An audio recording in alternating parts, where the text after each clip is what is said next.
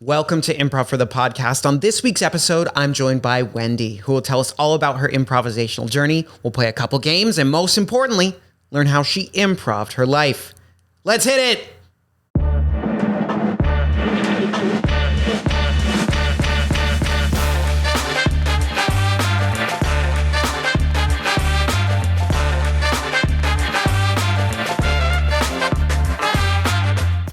Welcome to Improv for the Podcast. I'm your host, Michael Lee Evans, and tonight I am joined by the Starbucks collector, talented improviser, stand-up comedian, Wendy! Yay. Wendy, welcome to the show. Thank you so much. What an introduction. Absolutely. It was well-earned. Stand-up comedian, improviser. Oh, we said many of your accolades, and I know there's many more that I don't know about. But Parent. How you doing this evening? Parents, right? Parents. That's a pretty big one. Yeah, I'm doing well. How are you doing? You know, I'm doing great. It's we're coming up on the holidays before us. Things are getting busy. And I not prepared for it at all. What about you? My daughter's going to Virginia until the new year, so Okay. I don't have to buy anything for her until after that. There you go. But I have bought presents for my mom, and that's all I'm Smart. doing. So, yeah, I'm prepared. I got to shop. Haven't even thought about it. Oh, I feel so bad for you. Yeah, this weekend. We'll see. Joining the masses. Now, question, just for selfish reasons. Virginia.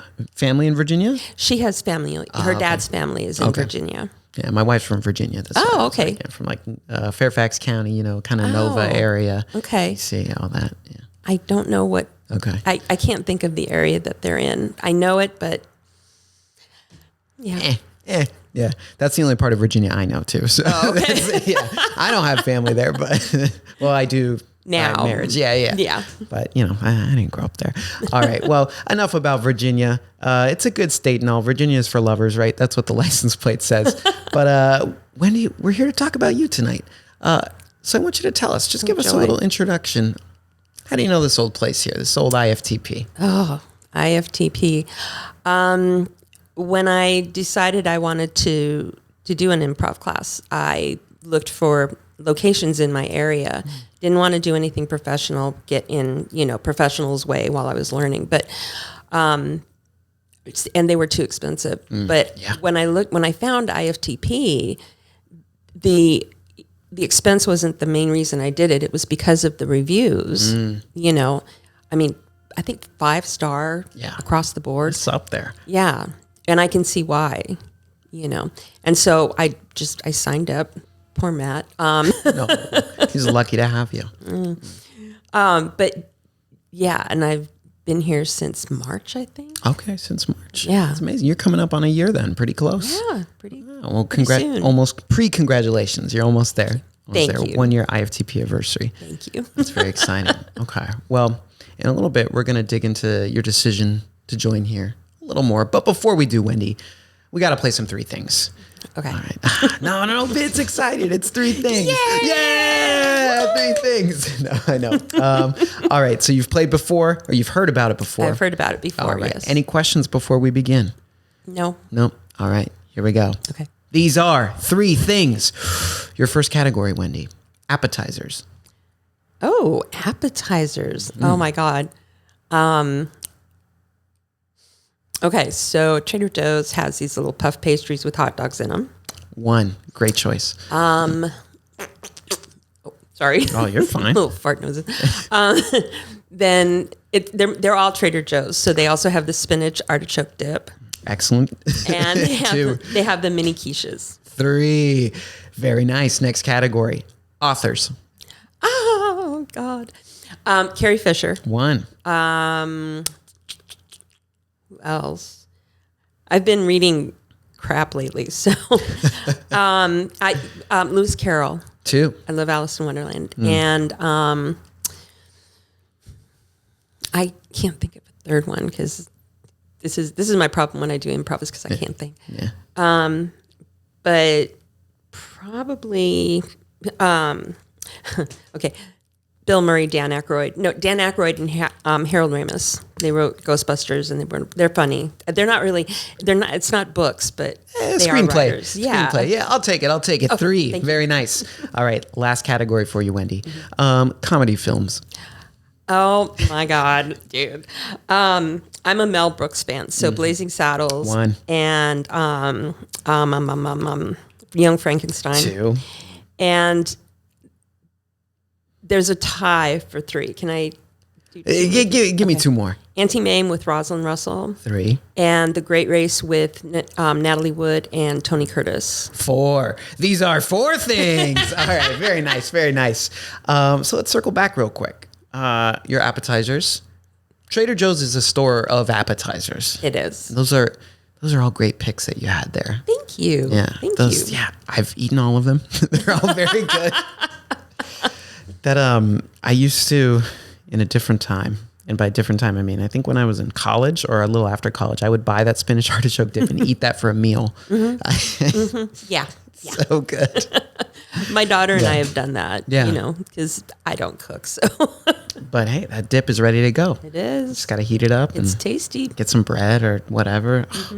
So yeah, love your choices there. Thank you. Yeah, strong start. That second category, I asked you about authors. You started with Carrie Fisher. Talked about her a little bit before the show.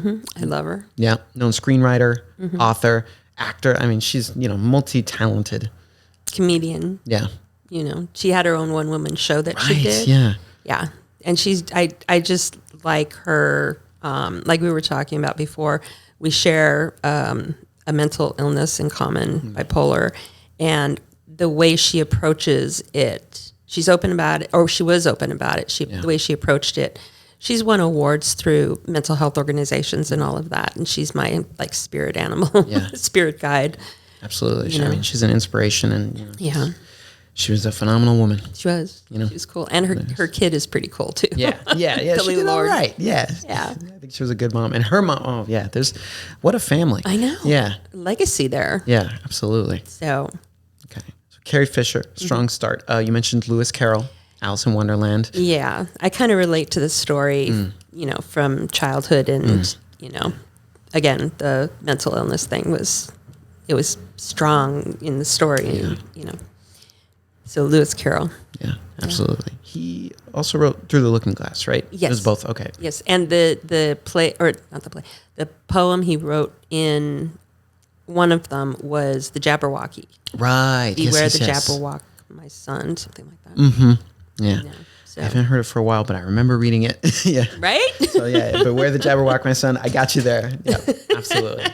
And then, what was your last? Oh yeah, you said Dan Aykroyd, Harold Ramis, and Harold Ramis. Yeah, screenwriters, Ghostbusters. Yeah, a lot of stuff. Yeah, I mean, great movie. Yeah, classic. And they did Ghostbusters. They did. I can't remember the ones. They did the one where they had to join the army because they were broke. And, Stripes or whatever Stripes. I think. Was it Stripes? Yeah.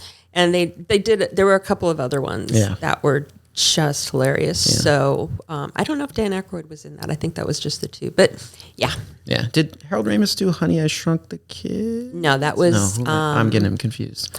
He was in Ghostbusters. He played the dweeby little guy. Okay. Harold Ramis.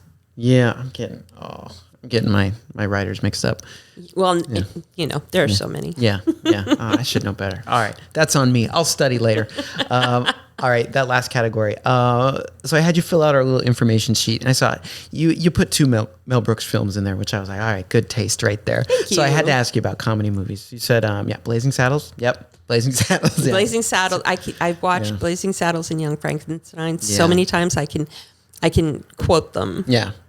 I love Young Frankenstein. My favorite is The Producers. I love that one. Yeah. Zero Mostel. Yeah. It's just the and show. Gene Wilder. Yep. Yeah. Yep. It's just an absurd idea, and it's hilarious, and it's just. And I'm a Broadway guy, so that's just the perfect show for me. Yeah, and what was his name? Mars was his last name. He's the one who sang "Springtime for Hitler." Yeah. Hilarious. I loved him too, and he was in Young Frankenstein, and he, great character in there. Yeah, absolutely. So, would you say Mel Brooks? He's made pretty much your favorite films. Yeah, he really has. Yeah. If it's a Mel Brooks film, I'll watch it. Yeah, incredibly talented. Mm-hmm. Yeah, It's just, he's still doing it. He is. Yeah. There's a Spaceball 2 coming out. I'm like, you go. Yeah, I'm like, great. I'm here for it, you know? Yeah. Everything else gets a sequel. Why not Spaceballs? And he's still doing it, which I think is special too. Yeah. You know, it's not someone else carrying on his legacy. He's involved. Yeah, exactly. I forgot. Yeah, it's coming out probably next year. I don't know when. I think so. Yeah. And I think Rick Moranis is going to be in it. Oh, that's who I was thinking of. Rick Moranis. Did I say the wrong name when I said Honey, I Shrunk? Rick Moranis was Honey, I Shrunk the Kids. You were right about Harold Ramis, though. I got them confused, I think. Okay. So that's on me. Okay. That's why. No, it's late. Ramis, Moranis, the R sound. It is. That got me. It is. Yeah. And with my aged brain, it's like, sit there looking at the sky going, what the? Ramis. What was I thinking? Yeah, Moranis. It's too much. It's too much. But, you know, great taste there. Thank you. Excellent films. I appreciate that. All right, Wendy. So we got to talk about a little improv. I mean, I feel like we could talk about Trader Joe's and Mel Brooks all night, but that's this is not why we're here. Exactly. Okay. So I want you to take us back, Wendy. When was the first time? There was when you were in school growing up, as an adult, you know, or maybe it was 9 months ago, right before you started at IFTP. When did you first hear about, see improv? When was your first exposure? Well, when I was in grade school, I did plays and I wanted to be an actress. And when I was in high school, same thing. Yeah. I got to college and had an improv class. Wow, okay. And that's when I first learned about it. Yeah. But I really wanted to be an actor, so I was in all the acting classes. And then I had my daughter, and it became about my daughter. Yeah. You know, as it should. She took priority. Yeah. Yes.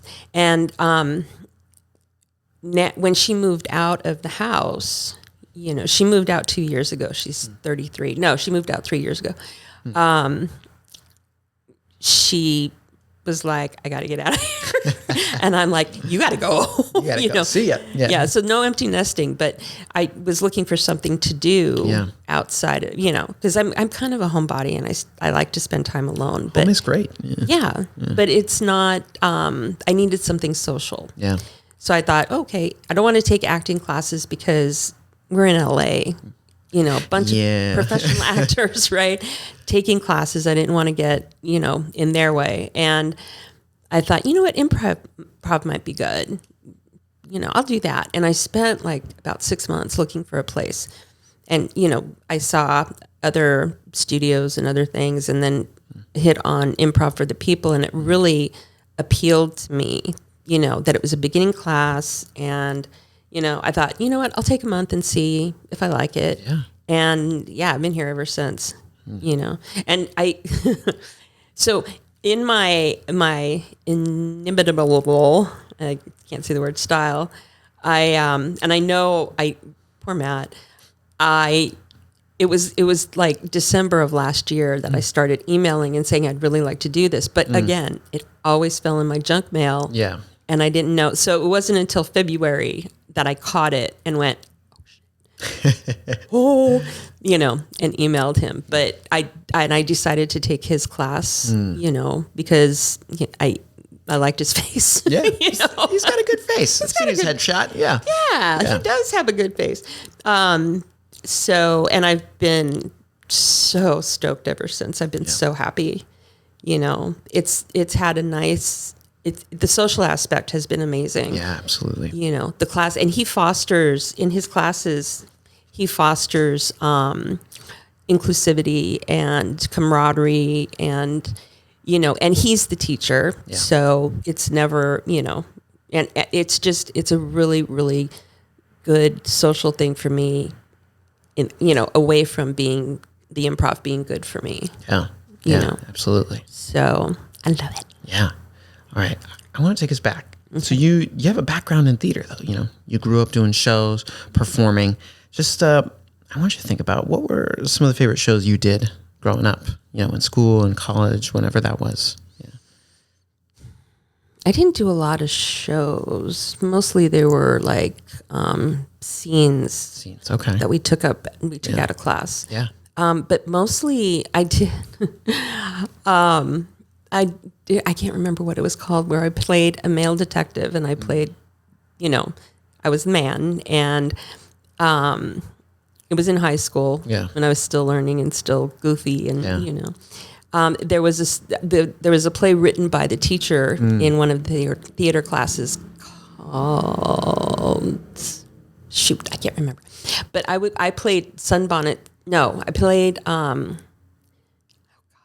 She was a country bumpkin old lady, sassy, Yeah. You are the and that was I had fun with that. Yeah, I was also in a scene. We performed a scene from Nuts where I played Claudia Parker, I think is the character's name, which was amazing. Yeah.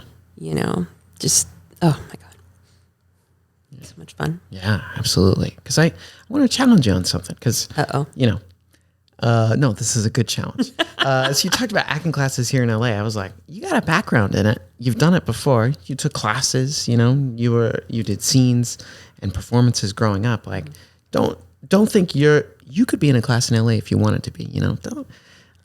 Honestly, those people, they probably got the wrong mindset anyway, but I don't think you do. So, don't. That's true. If you want to take those classes, I want to push you to do that. If you want to, do what you want to do. I do. And I've been thinking about it since before IFTP.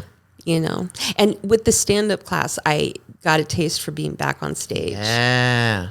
Oh my God. Yeah. I'm addicted now. Yeah. And, also, going into the green room with your fellow performers and just, the camaraderie there, I miss it. So I think I may do that. Yeah.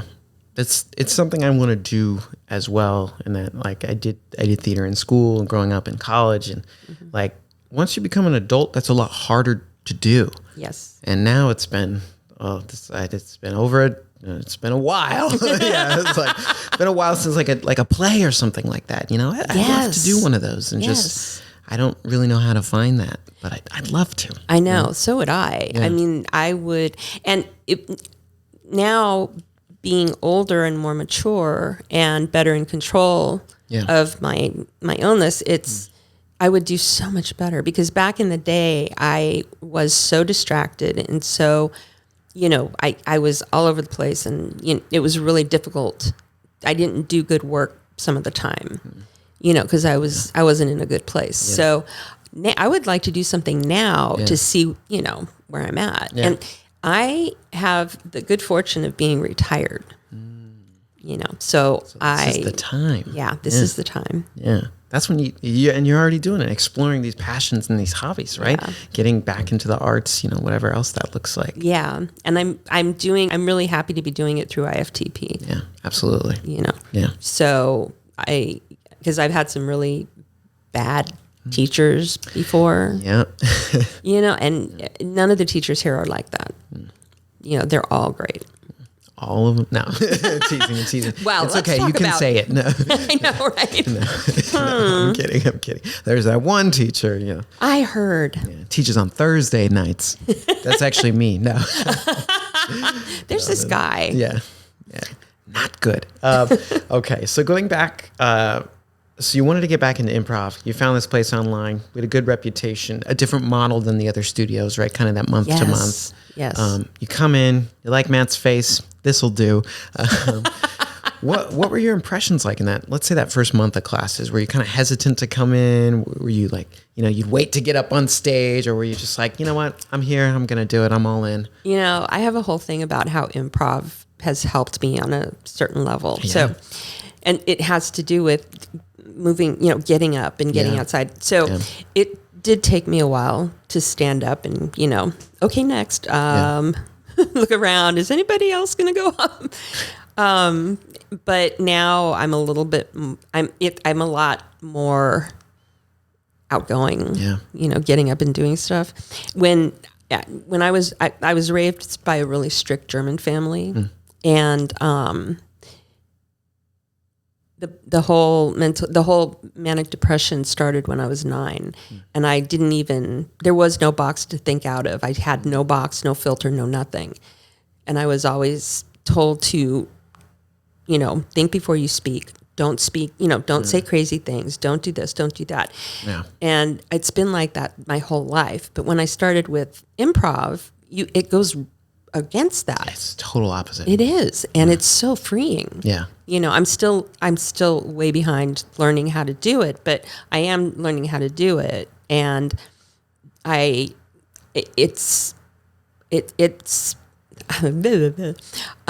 I feel better about going up there, you know, and being funny. Yeah. You know, and even, you know, the whole thing about with Matt, this actually was a huge help. He put it, you know, find a character and become the character. Yeah. And I'm like, okay, I can do that. Yeah. I just have to make it up. Yeah. You just have to make it up. No big deal. Oh, I can do that. Yeah.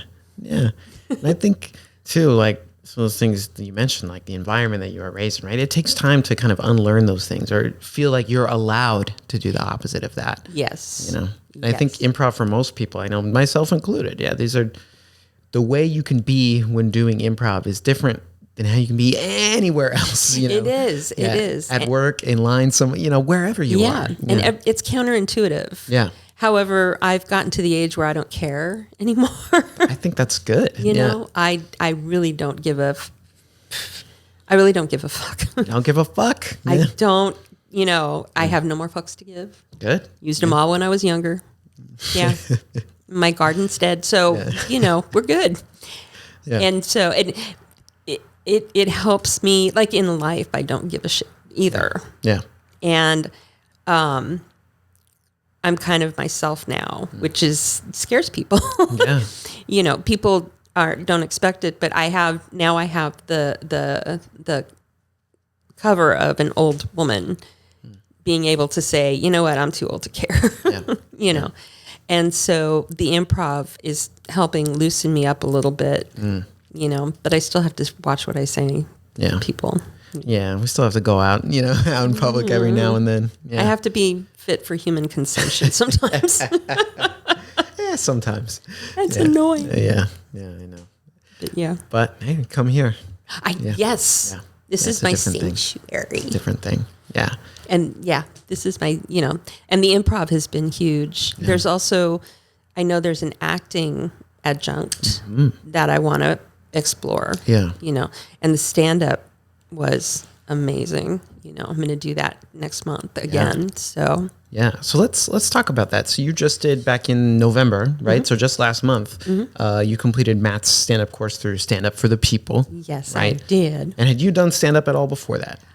You know, I had taken classes about 12 years ago, I think. Okay. Excuse me. And they had the like graduating shows at places like the Comedy Store and you know, places like that in the back rooms that he rented, which was fun. But I'm finding now, when I was doing it then, my writing was kind of crude and coarse, you know. So example, I get along better with guys as friends than women, or I used to. Now it's a little even, but and that, you know, locker room talk, the crassness, the coarseness, I have no problem with that. You know, say what you're going to say. I don't really care. Get it out there. Yeah, that's you. And if I don't like it, then I'll tell you. But you know, I never really told anybody. But I'm finding that now that I'm more mature and my writing has become a little bit more I don't know how to say it. It has become more sophisticated. You know, similar jokes but more sophisticated. Yeah. You know. So I also like it because the one problem I have with improv is I just can't blurt it out, mainly because I feel like I sound like an idiot. When I'm doing stand-up and I'm writing, I change it constantly to make it sound better, to make the point come across better. Refine it. Yeah, and I'm able to refine it and then put it out there, which is much easier for me than just coming up and going, hey. Yeah. Hey, guys. Yeah. Right. Yeah, going right into things. Yeah. Yeah, that's definitely something I appreciate too, because it's just like, I can sit there, you know, you do your 5 minutes or whatever, and then you sit back down and okay, how do I make this even better? Yeah. What were can you give me like a little taste, or like what was one of the things that you performed about in your stand-up? What was one of your jokes? Just see your thought process. I'm just curious. I think I alienated about half the audience because it was talking about menopause, like getting older, because I turned 60 last month, or in October. It was about getting older and menopause and how your body changes. And it was about being bipolar and some of the things that, that I do because of it and why that's so funny now, know. So I was writing about things that were personal to me, which made it easier. Yeah, that's what you should write about, right? What you know. Yeah, exactly. I'm thinking about doing stuff on my daughter, but she'd be in the audience. So I don't know. She's like, hey. Mom. Yeah. You're like, hey, I raised you kids. So, I know. Yeah. I can say this. You came out of here, so. Yeah. And she's an adult now. Yeah. She can handle it. Yeah. She can. It was funny because she's, when she was living with me and I was taking the class 12 years ago, I would bounce my jokes off of her, which isn't really a good thing because she knows me. Yeah. And so this time around, she's like, don't tell me. I don't want to know. Just don't. I want to be surprised. Don't tell me. I'll see you at the show. Yeah. And I did it twice and she shut me down. I'm like, well, what do you think of? And she's like, nope. Don't want to hear it. Yeah. Don't want to hear it. Yeah. So, but it was, it's going to be interesting. Now I want to do it again because I want to do stuff that's not quite as personal. That's more, outside of that. And Matt's, he helps with the writing process. Yeah. And so I really want to take advantage of that. Yeah, absolutely. Of his knowledge and expertise. Yeah. He's very good. He is. Yeah. Speaking from having also worked with him. This is a great experience. But if he's listening to this, just have him listen to the part that says, oh, he's such a dick. Oh, yeah. He's going to get the 2-minute version of the episode. That's all he's going to get. Okay, good. It's like, Matt, his face, all right. Yeah. Okay. So I want us to think about kind of, now that you've done some improv, right? You've been here for a little while. You've done stand-up. You're thinking about doing more stand-up. What would you say are some of the differences when it comes to improv versus stand-up, just in your experience? Well, the writing. Yeah. The obvious one, I guess. Yeah. Being able to put my thoughts out and then organize them in a coherent and hopefully funny fashion. The stage, I don't think I'll ever be good enough to perform like you guys do, but I was able to be on stage, which meant a lot to me. With improv, it's so spontaneous and it's difficult for me to get out of my head. And that's what I'm working on. And I'm succeeding, in Matt's class, but, I hate to say it because it is improv for the people, but I do prefer stand-up. That's all right. That's why we offer more than one thing. I know. I'm so glad because I just like the studio in general.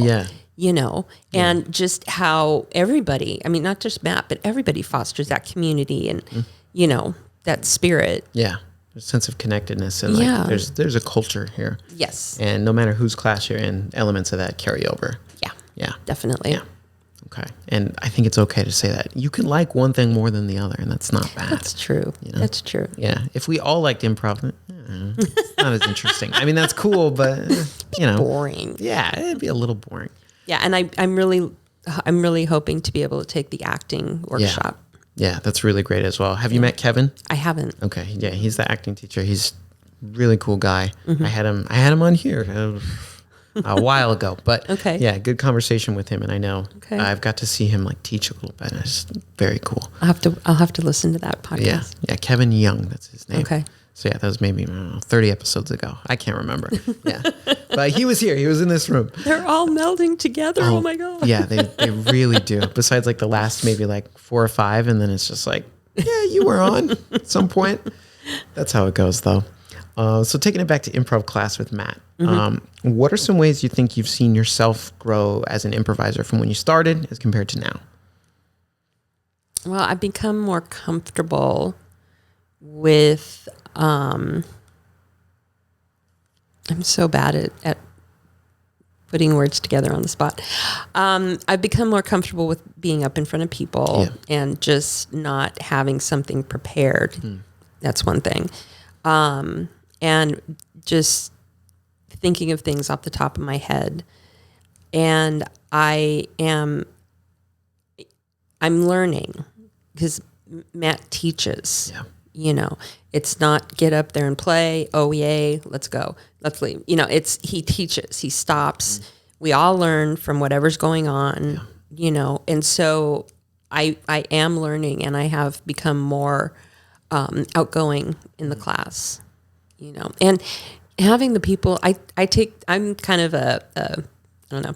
I take the same class. I take the Monday class, Matt's class every time. And there are a bunch of us who take the same class, you know. And so I'm comfortable with the people in the class. And I've grown a lot because I've, you know, the socialization and the fact that I can get up and open myself up like that. Yeah. You know.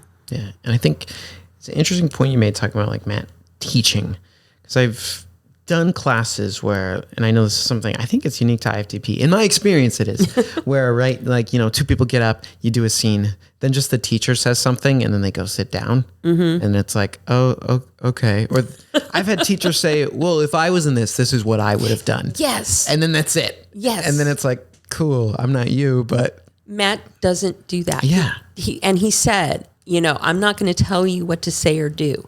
You're the creative. You're the artist, you know.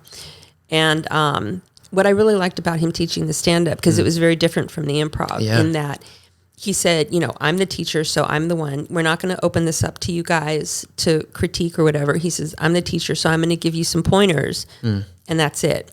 In improv, we all are a collaborative, and, you know, we're all, but we're also involved because he's asking us, well, what do you think? Why do you think this worked out? Or, you know, how can this work out better? You know, and so I really like both teaching methods. Yeah. You know, especially for the forms that he's teaching in. You know, it works well. Yeah, absolutely. And just opening up for discussion. In the stand-up class, was it kind of like a writer's room as well, where you talked about it with everybody, so you could kind of like be like, hey, this is what I'm thinking. What do you guys think of this? The one I took like 12 years ago, that's all it was. Oh, okay. You know, there was no teaching. It was just opened up to the class. Oh, okay. So not as much direction. Yeah. And Matt's class is, you know, he's the teacher. If we want to talk about it outside on our breaks or after class, then that's great. Yeah. And I mean, I got a couple of my jokes came from other people, you know. Lavana was, I love Lavana. Yeah. She's hilarious. She's fantastic. Yeah. And so I really enjoy his style of teaching in both classes because it is very different. Yeah.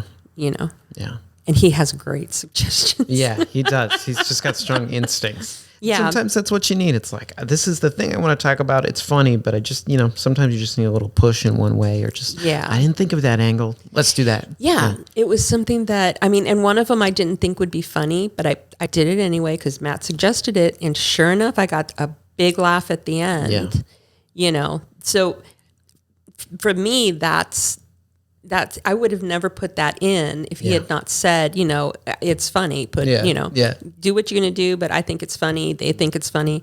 I'm like, okay. All right, man. Yeah. Yeah, exactly. Yeah. You know, so. So thinking about stand-up, do you have any like stand-up influences that you have, or you look to, or you're like, oh man, you know, I really love so-and-so.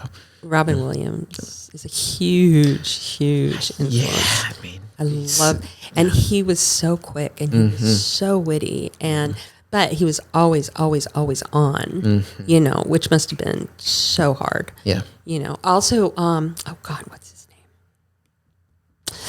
There's a comic, a guy, Hofstetter. He's tall, blonde guy who wears glasses. Yeah. Excellent with the hecklers. I mean, and he does political stuff. You know, he's done. He's talked about, you know, MAGA in southern states, and he's just, you know, and everybody knows what his political beliefs are. So you go for that. Yeah, he just goes for it. I want to say Steve Hofstetter. I'm not sure that last name sounds familiar. Yeah, but I can't. I'm not sure that's his name. But he's hilarious. You know. And There's so many. Yeah. I can't think of any, old brain. I can't think of any other names. I mean, you said Robin Williams. Robin Williams is the epitome. Okay. Yeah, it's like Whoopi Goldberg, Tiffany Haddish. Yeah. Oh, Tiffany Haddish. I like her a lot too. She's really funny. I watched her last special. It was hilarious. She was so fucking funny. Yeah. Yeah, she's good. She's got I love the sound of her voice too. Yeah. That's something too. Stand-ups, they get their voice. You're just like, yeah, I do want to hear you talk for a while. Exactly. Exactly. It makes a difference. Yeah. Oh man. Do you know Mitch Hedberg? No. He's a weird one. He passed away a number of years ago, but he's a very different style where he's just kind of like quick in a different way, or in that he just tells a lot of jokes like really fast. Oh. Different than Robin Williams, but it's like he'll be like, I saw a commercial the other day. Forget everything you know about slip covers. So I did. And then, that's his kind of thing. And I don't know. He had like anxiety about performing and would wear sunglasses, and he had long hair. Oh, wow. And sometimes he would turn away from the audience when he performed. But he was funny, and he still performed. I mean, and he still did it. And everybody has their thing. Yeah. Yeah. So, yeah. More power to him. Yeah. Funny guy. Cool. Rest in peace. But who was it who? There was a comedian who died. It's not Dane Cook, because I'm not a big fan, but and I can see his face. He was also political, and he would just rant, and go off. Was it Norm Macdonald? No, but I like Norm Macdonald. Yeah. No, but it was, I can't remember his name, and I'm going to kick myself because I'm going to remember it the minute I get to my car. Carlin. George Carlin. Oh my God, I love George. Oh, okay. Yeah. You know what? That'll do. Okay. George Carlin. He was political. He did, everything. George Carlin is hilarious. And he played, what did he play? He played the bishop in, oh my God. It was the movie with Matt Damon and Ben Affleck. Oh, Good Will Hunting. No, it was the comedy, the church. Alan Rickman played an angel. Dogma. Oh, Dogma. Yeah. That's what it was. Boy, that's what it was. Said Good Will Hunting. Shame on me. No. Basically, any movie tonight, I'm gonna get it wrong. It's not there. I think between you getting it wrong and me going, I tell you the wrong one, so then you remember the right one. Right. That's my job tonight. Okay. It'll take me 5 minutes, but okay. I think he's in Bill and Ted's too. Excellent Adventure. Probably. Probably. Yeah, he's like their guide through the time traveling. I like that movie a lot. So yeah. Well, Keanu. He plays Rufus. That's his character in that. Keanu and I don't remember. Winter. Yes. Yeah. That was the other guy, right? Yeah. Yeah. He's aged. They've all aged well. I'm like looking at them all, and I'm like, well, you have the money, but Keanu. Good. Yeah. He's aged pretty well. Good genes, I think, too. Yeah. And a nice guy. Yeah, I think that too. That plays a factor into it. I think it does. Yeah. I think if you're just a good guy, it helps. It does. Doesn't have like evil secrets or anything like that. Nothing to frown about. Yeah. Conscious to worry about. about. Dark past. Exactly. Nothing like that. No buried bodies. Yeah. At least that we know. That we know. Yeah. Hopefully not. I really like him, so I'd prefer him to be, an upstanding citizen. Nice guy, right? Yeah, absolutely. Oh man, Keanu, don't commit a crime, please. We love you, Keanu. Please, we love you, Keanu. I really like The Matrix. Those are good movies. What was he in? He was in. He wasn't a lead, but he played the boyfriend of. I can't remember. I shouldn't even bring it up. Yeah. But he was awesome in that too. I was like, he was in a Much Ado About Nothing. It's like Denzel's in that too. That's one of my favorite Shakespeare plays. Yes, and I love that movie. Because I'm like, wow, you got Keanu Reeves, you got Denzel Washington. Like, what a cast! I know. For Much Ado About Nothing. I know. Chris Benedict. Just very funny. I love the combination of all those folks in that film. Makes the film more interesting and more fun. It does. Because you're like, it's Neo. It's crazy. Oh yeah, improv. Oh yeah. We're just having a good time. Look, we're talking stand up. We're talking Keanu Reeves. These are all important things. They are vital. Yeah. But I have just a couple more questions for you, Wendy. So thinking about you've mentioned it, I think already, but just more to really hone in on it. Kind of talking about the impact of improv, not just within class, but kind of how it's bled into other areas of your life. Let's see. I have to take a sip. Yeah, you're good. Take a moment. I might do that too. Everyone drink a sip of water right now. Stay hydrated. Self-care, people. Self-care. Absolutely. Well, I think just the increase in confidence and the socialization has put me out there more. I'm seeing and doing more things because honestly, we have a group chat for our class, and they're all incredible. I thought when I started, this is the other thing, makes me feel not younger, but more energetic, more youthful energy. Yeah. Because mentally I'm like 10, but I was worried about being the oldest one in the class, and I'm not. There are a number of people in the class who are my age, but a lot of the people are younger than me, 20s and 30s, and they're amazing. Yeah. They're just amazing. So we've become friends over the group chat and done stuff together outside, and that has taken me out of my kind of self, taken me out of my little house, and and I'm also it also, let me see, how can I put this? It makes it easier for me to go out and do things in general.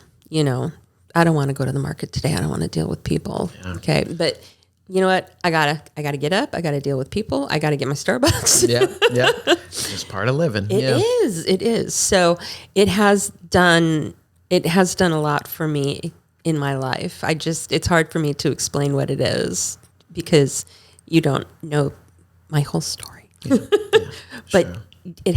It's impacted my life greatly. I love to hear that. I have something to do. I had something to do every day this week.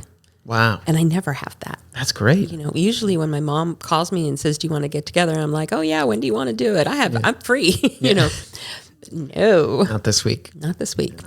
That's awesome. So that's kind of what it's done for me. Yeah. It's opening things up. And I think one thing you mentioned too it's something that I really love about IFTP is like diversity in age in all the classes. Yes. Because when I was in my early 20s, I went to a lot of those other studios, and pretty much everyone else was also in their early 20s, which, I get. It's LA, everybody's coming out of college or whatever. They're all like, I'm coming here to be a star or whatever. But I think it's important just in general for people to be around other people who are not the same age as them. Yes. Well, and I think it's important because this is a big thing for me. I've listened to some of my mom's older friends who aren't really her friends. They're just acquaintances. But, they have the attitude of they're better because they're older and, you young people don't know anything. And I think that is a huge problem, and you need to be around younger people who do know stuff, I mean, if I were working and had a manager who knew what they were doing, but they were 30 years younger, yes, what do you need me to do? Please tell me how to do it. Yeah. Put aside your ego. Yeah. And that's really been fun because nobody in these classes has a huge ego. Yeah. Except for Matt. No. Except for Matt. I'm glad someone finally said it. 101 episodes. Finally, the truth comes out. You have to acknowledge him. You have to acknowledge him. Yeah, you got to acknowledge him.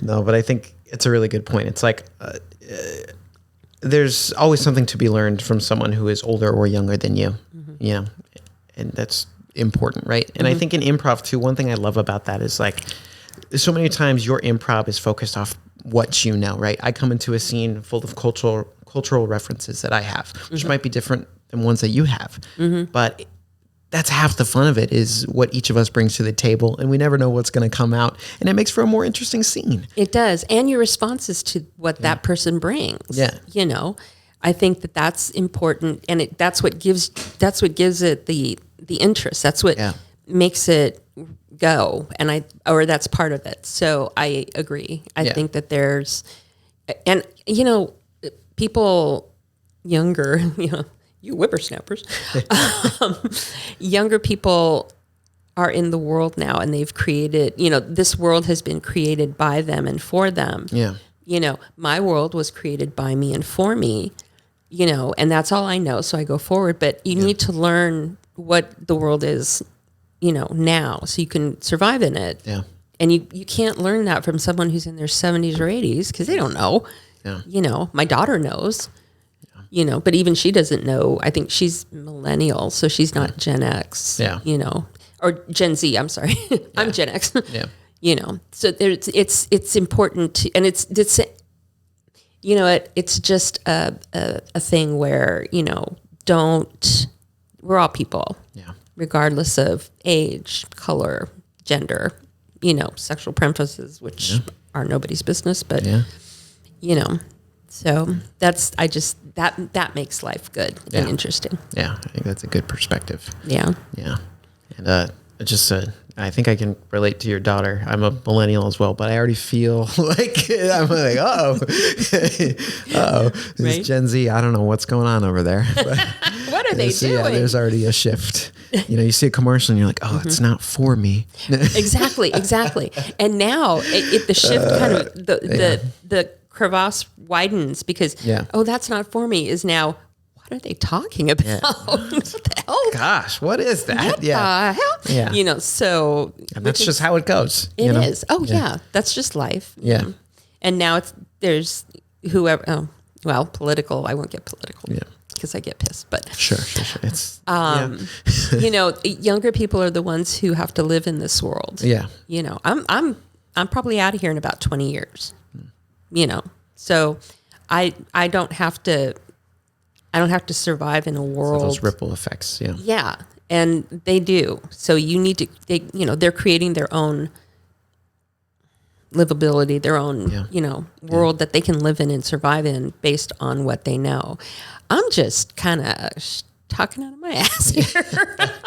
I think you're making good points, though, Wendy. Yeah. Yeah. But that is true. Like, think of an example like this. Like, let's say certain policies from, the 1980s, right? Still having a ripple effect now to this day. Reaganomics. Right? Yeah.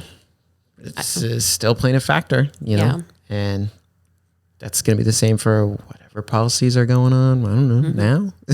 Yeah. Those are still going to show up later. Yeah, so exactly. Yeah. It's just how it works. And that's a whole other discussion. I think this is only a 60-minute podcast. Yeah. All right. And now we enter the politics section of improv for the podcast. Yeah. No. I'm sorry. No. Sometimes I like to go there too. But, that's not what the show's about. I know. I know. It's hard. Art and politics, though, are tied hand in hand. So it's just one of those things.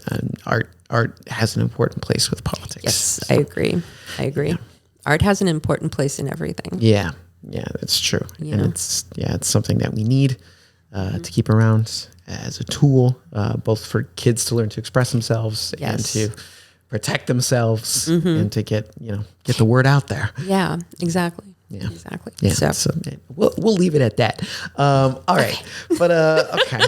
One last kind of improv stand up. It's kind of all those things question for you. So you've already mentioned, right? You've done improv. We've talked about acting a little bit, stand up. Naturally, we're in that time of year where 2025 is ending. We're starting to think about 2026. And I don't know if I'm a big resolutions guy. I'm more of like, next year's a new year. What's something new I want to try or maybe I'm interested in doing? That's a good way of putting it. Yeah. Not necessarily a goal even. It's just like, hey, what am I up for this year? So in your perspective, and maybe that's doing stand-up again. Maybe that's getting into acting. So maybe you've already talked about it, but I don't know. Let's go wild. Let's go wild. Let's go apeshit. Yeah, let's go apeshit. What's something new next year you want to try? Creative or otherwise? Exercising. Exercising, sure. But that's a resolution thing. Yeah. I want to try and get into more art, more, drawing and painting and stuff like that. And I want to do the stand-up class. I want to do the acting class maybe do another one towards the end of the year somewhere else. Yeah. You know? And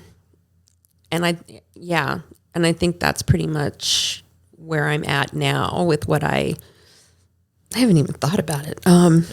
That's okay too. Yeah, no, I'm not going to hold you to this. You are. You're going to hold me to you're going to come into class and go, Wendy, you said. We talked about this. You told me. Supposed to hold you accountable, Wendy. Wait, when was that we talked about that? I don't remember. You're like, no, the camera broke, the recording failed. Yeah, I never heard that. You've no record of this. Yeah. You cut that part out. I know you did. So, those were my, trying to get back to where I was when I was younger, only in the mindset I'm in now. Yeah. Yeah. That's a good way of putting it. And I think when you mention that mindset too, it always makes you think about like, I've thought about this before in personal experience. I went back to school, like 2 years ago, and, I went back for an associate's degree, but I realized I was like, I'm kind of better at this now that I'm older, and I think with certain things, like even like acting or just different things you do in life, it's like when you get older, right? Mm-hmm. It's just like, I'm more of an adult. I can handle this a little better. Right. I can pay more attention and understand what it actually takes, the discipline, Right. Yeah. And do the things that need to be done. Yeah. When I did the stand-up, for the 5 weeks, because it was the first class to the performance, and there was five Sundays. Yeah. For those 5 weeks, I worked on memorizing my set, refining my set. I did the work. Yeah. I put the work in, and that's what made it such an enjoyable thing and made people laugh. Yeah. And that was the problem I had when I was younger. I couldn't memorize. I couldn't focus. I couldn't concentrate. So yeah. Doing the stuff now that I wanted to do then, I think I would be more successful at. So, absolutely, we'll see. Yeah, it's just kind of cool to think. It's like, hey, I earned this. I did. Yeah, I did. I think so. Thank you. Yeah. All right, Wendy, you ready to do a little improv? Sure. Yeah, I love that. That's a yes and. I'll take it. That's what we're all about, right? Accept and build upon that. Yes. Right? All right. So we're just going to play. All the games we play are a little silly. So this one, you ever watch soap operas? It's funny you mentioned that. Oh, perfect. There are these things called verticals, and they're cheesy soap operas. They're actually, I had a joke that I forgot to tell in my act about them. But hot guys don't wear shirts 80% of the time. It's so cool. But yeah. Yes, I do. Wait, so they're called verticals. They're called are they made for like phone format? Ah, yes. Okay. They started in China during the shutdown. Ah, smart. And now it came over to America and Australia and England. And okay. Yeah, because so many people, the phone is such a great way. Well, everyone has one. It's always with you. So it's an easy way to, watch something. Mm-hmm. Do you remember, it might have been right before the pandemic or in 2020, there was that app called Quibi. No. So there was an app they made in the US called Quibi it was supposed to be 10 minutes all on your phone, vertical content, and it just totally bombed. Didn't take off. Really? Yeah. I wonder if they were just That's surprising. too soon to the market, like we weren't ready. Or maybe if they just waited till after COVID or during COVID. Right. And it's the material that they do. It's the soapy, cheesiest, always with the same tropes. But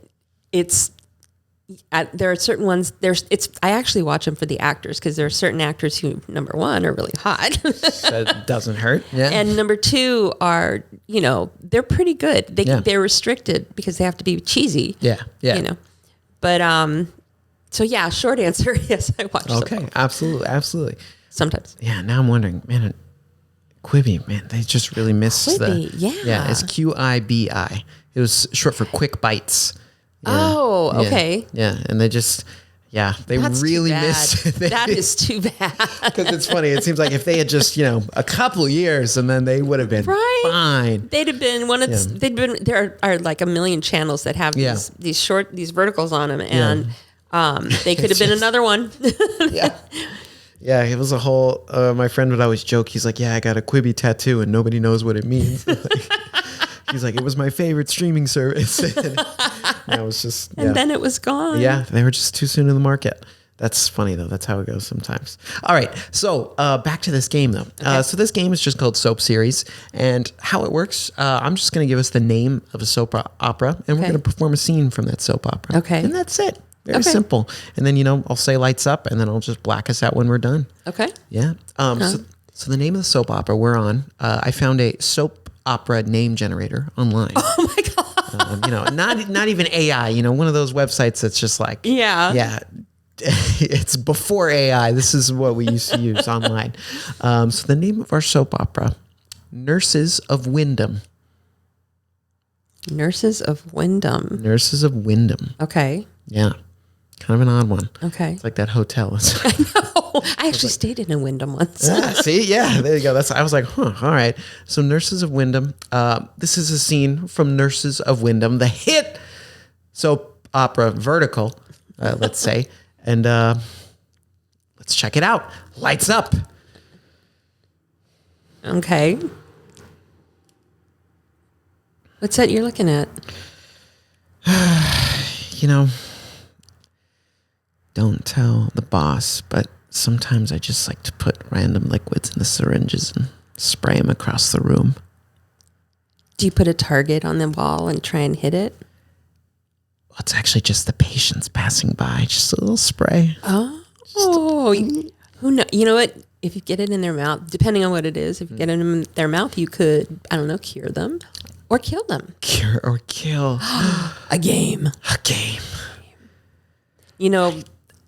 I did want to talk to you about something. I wanted to confide in you about something. Yeah, Carmela, anything.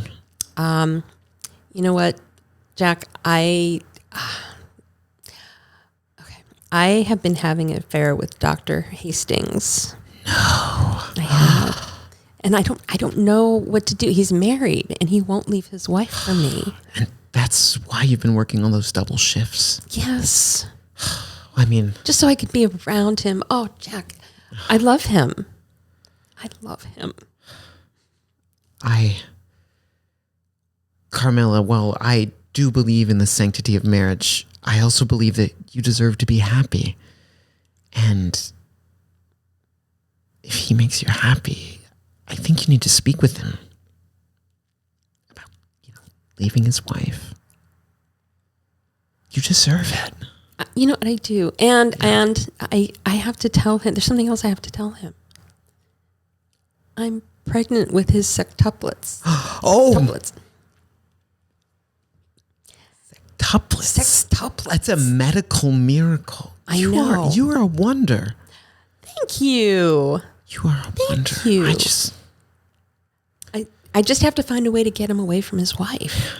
I thought about poisoning her, but it's a little obvious. Well, I have been playing with these vials. Like I said, I've been playing Killer Cure here in the hallway. Just shoot my syringe off. You're the first person who's noticed me playing this game. So Am I? that does worry me a little bit. We're just, everyone's busy, rushing. This is a New York General Hospital, I know. It gets pretty busy here. No, but I've been so preoccupied with, what's going on. Yeah. That, and I don't know that she ever walks these halls with her mouth open. So I don't know if you could play Killer That would be Cure. tough. Yeah.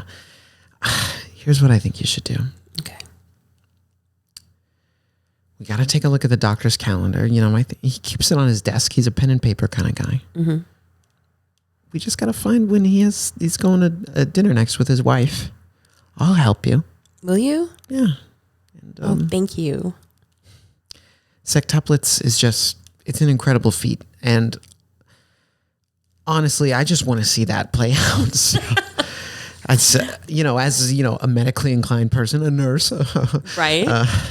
Well, and I'm see that. kind of curious because I've worked in obstetrics. I'm kind of curious to see how that all comes out. Yeah. Yeah. Grueling. I know. Certainly. I'm a little nervous for you. Okay, well, now I'm rethinking this. No, this is a chance to make history. Naturally occurring sextuplets. We I can't. don't know. We can't. I have to tell him. I have to You tell him. have to tell him. And I have to get rid of his wife. We have to get rid of his wife. Oh, Jack, I'm so relieved. Me too, Carmela. So relieved. There's something I actually need to tell you. What is it? What is it? I've been playing Cure or Kill for a little while. You remember Mr. Richardson? Yeah. He was No. Was he your first? He was my first. Oh my God. And they never noticed. I never noticed. Never noticed. I think this is an industry that we need to explore. A little bit of, methylamine. Just spraying that in the hallway. Mm-hmm. He caught it. He was rolling by on the gurney. Yeah. He was snoring. His mouth was open. That was easy shot. Oh. Easy. Yeah. And that's brilliant. I may be a terrible person. No, I don't think you're a terrible person. You don't? No, I think that you are a lovely person, a person with a sense of humor and with whimsy who likes to play games. Carmela. Killer cure. I'm a whimsical guy. You are. I have to ask you, you know what? Will you be the baby's godfather? Blackout! It's just so, what if the worst two people worked at this hospital? That's the question we asked. And you know what? Yep. Horrible. But I mean, again, medical miracle. So that's true. Yeah, that's true. I mean, one of the verticals has a title of I love that. My ex's uncle put septuplets in my belly. Oh. And you can't get that. You can't get better than that. No, you can't. I mean, I'm definitely like, well, please tell me more.